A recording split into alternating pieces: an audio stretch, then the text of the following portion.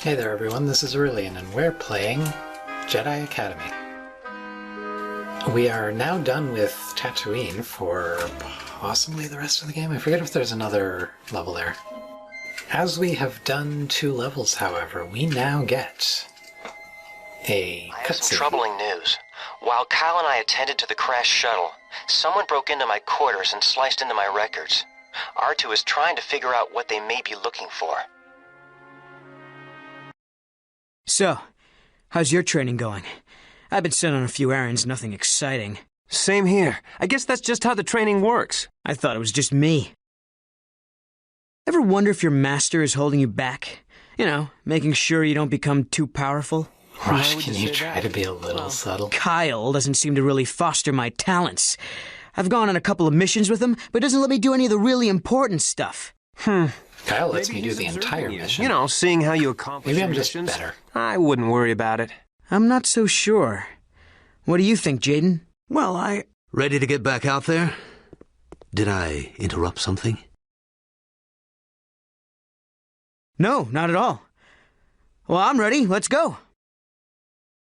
This doesn't actually signal the start of any particular mission, though. It's just an interlude. So, in the last part I said we were going to Blengiel. I meant Bakura. I knew which one I was thinking of, but I did mean Bakura, not Blengiel. We're going there because some people have taken control of a power station, and we need to deal with it. This one is actually an example of a level that has nothing to do with the cult. Kyle is currently away from the academy, but he will meet you on Bakura. Then the 2 of you can investigate the station. Be sure to wait for him before you do anything. Now, we've taken 2 ranks of Force Heal. That's enough for now, so we're going to take a level of Force Grip. Vader's gonna Vade. We're also taking our now standard array. That'll change once we get more weapons available, but the Disruptor and the crossbow are just too good.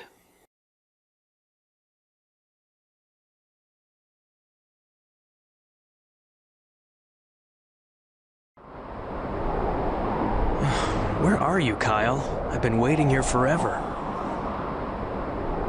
Well, I can't wait around. I've got to do something. It's a healthy outlook. Now then, just checking behind the ship, I thought there was a secret here, but it turns out there's not. Or it turns out it only shows up on a lower difficulty or something, although that would be a little strange. My unofficial nickname for female Jaden Core is now Jennifer Core, or Jenny Core. Still working on one for the male character. The only other major role that I personally recognize him from is Booster Gold in DC Universe Online. I could call him Booster Core, but it's just not that iconic of a role. Anyway, just taking a moment to admire the sky in this level. It's really pretty.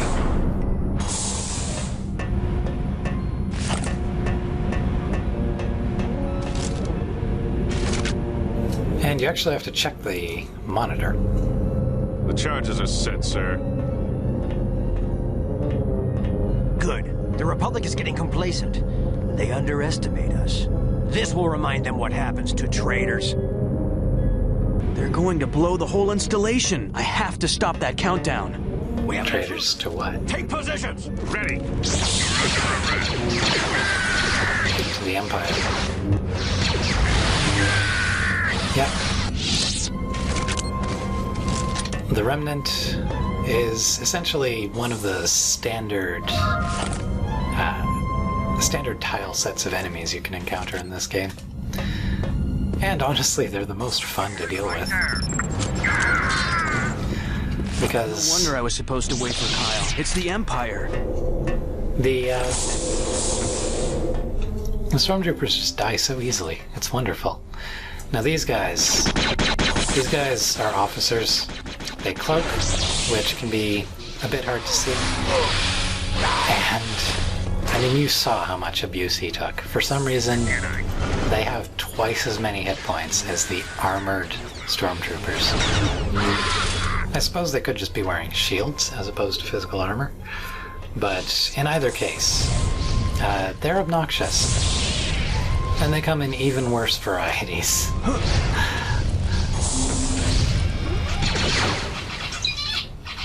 Also, those things are a bit of an issue. And up to this point, I still haven't learned that throwing your lightsaber through them doesn't really work.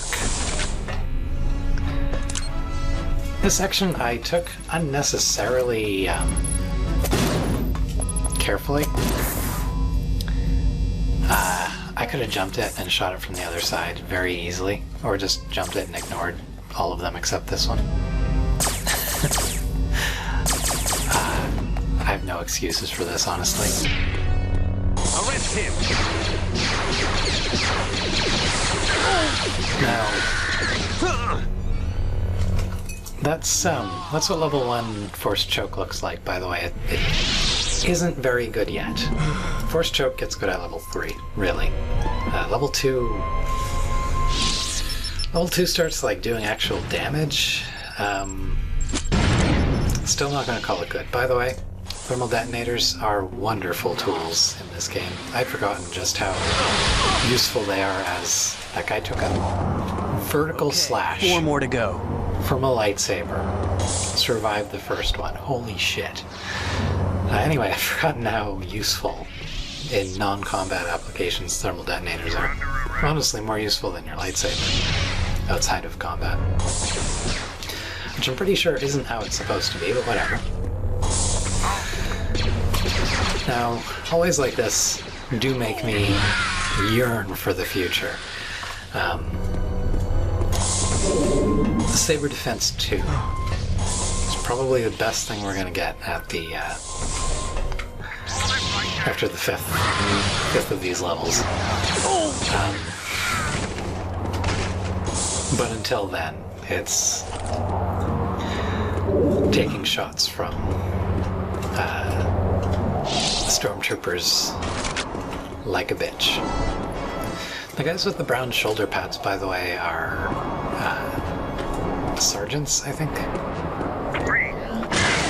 Like him. They tend to come equipped with better weapons. They have a few more hit points, but not a significant amount. Mostly it's the better weapons that makes them dangerous. We have you now. Also, this place is kind of falling apart, and I, again, feel like it's cut content that's part of it, or maybe it's just supposed to be signs of the battle that happened here before, but, you know, that exploded right in front of us.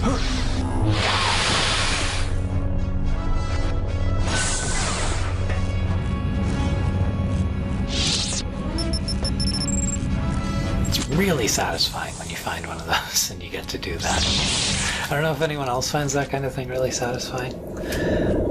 I don't believe I've mentioned yet, these orange things, they recharge your weapon's ammunition capacity. Any type of weapon. Or any gun, I guess. I don't believe it works on explosives. But, yeah, it just kind of gives you an amount based on what type of ammunition it is. I tend to ignore them just because I tend to ignore weapons until they're out, and you can't pull them out when they're out of ammunition. So you can't actually recharge them if they're completely empty. Bit of an oversight, but here I just skipped some of the trek back to where I was. And that's another one of those things that I'm not quite certain.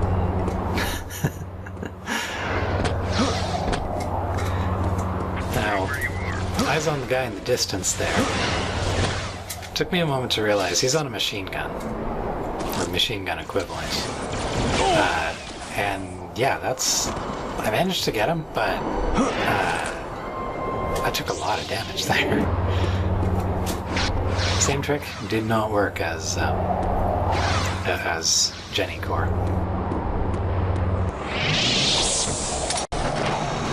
Here I was just scanning for enemies that I could shoot with the machine gun. Didn't see any. And here you can see how these guys can really be dangerous. Because I did not see him at all. And with the way that YouTube tears my video quality up, I doubt you did either. Not to mention I'm playing this in a 640 by 480 screen, so this is a tiny window on my desktop. This is a good, it's a good solid level, but it's not that memorable. That said, I do like it. When you disarm a bomb, it 3 more. tends to spawn enemies in places that you've cleared out before. And that can be annoying. I'd kind of rather they just stay cleared out, but I can kind of see where they're coming from at the same time.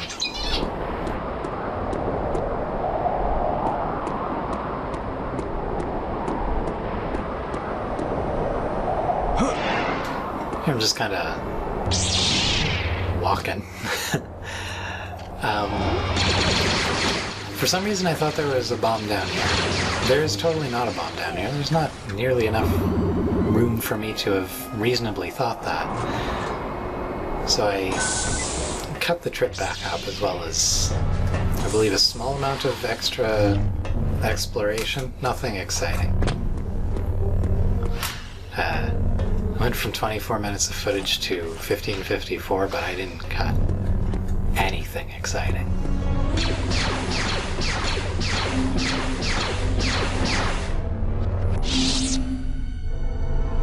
Not sure why I was determined to take these guys out with guns.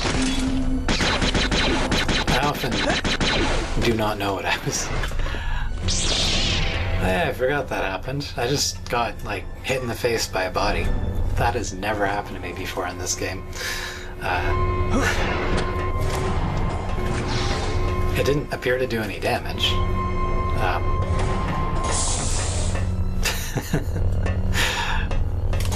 Totally forgot what I was saying. I often rewatch footage and just wonder what the hell I was thinking at the time. Who goes there? There's another one of those little turrets. Those things are a pain. They get really funny when you have Saber Defense 3. Because you Just 2 more left. essentially block unfailingly at that point. So they basically blow themselves up before they'd even be able to have a chance to be all that dangerous to you. It's a really annoying jump, by the way. Just saying. And this is a really cool room. I don't know why it makes me think of Doom, but it makes me think of Doom, like the original Doom, not Doom 3. Although Doom 3... Doom 3 may have honestly had a few rooms like that.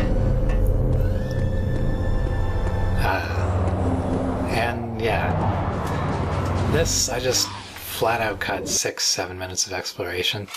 That circled right there is what I missed. And at first I didn't know how I missed it. Jenny Core's run through this place did make me realize just how. The door's locked at first. I don't know what unlocks it. But basically you go through here and through here. And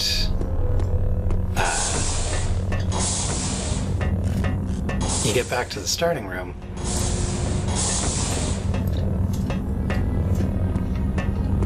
Actually, come to think of it, I could be thinking of somewhere else, but yeah, it's just right here. I don't know, maybe it's not locked. Maybe I was just dragged into the other direction by stormtroopers. That does it. But better get back to my ship. Yeah, I'll save you part of the trip. These guys can be kind of annoying because, you know, by this point you expect to be done.